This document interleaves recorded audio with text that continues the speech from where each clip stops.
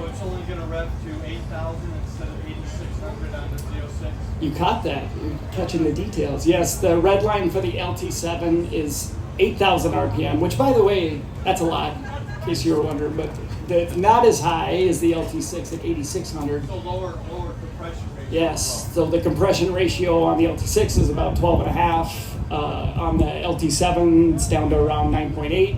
And we had to beef up, imagine the combustion pressures that generate 1,064 horsepower. So we had to increase the thickness of the piston. It's a dished piston to get more combustion volume, but the piston is still heavier because it's got to react to all those loads, as is the titanium connecting rod.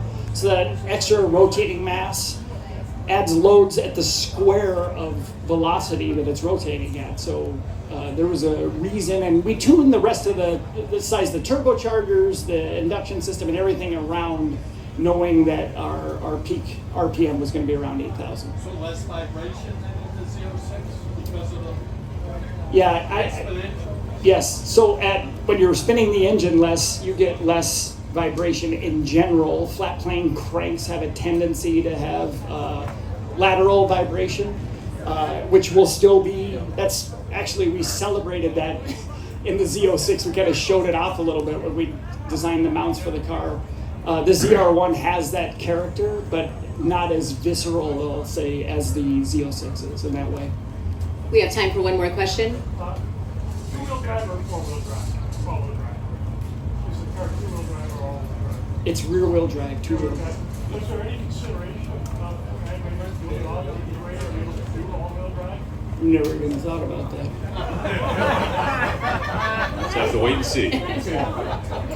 Okay, so you guys said that at the Dream Cruise, there should be, Yes. right? Fingers crossed. Fingers crossed. Okay, so can you give a hint where that would be if it's there? The Chevrolet display there, that's at like Woodward and Old Woodward at the South Triangle there. Okay. So I have one question for you. When you guys, when people see these amazing Corvettes, what do you want them to think? What is the first thought?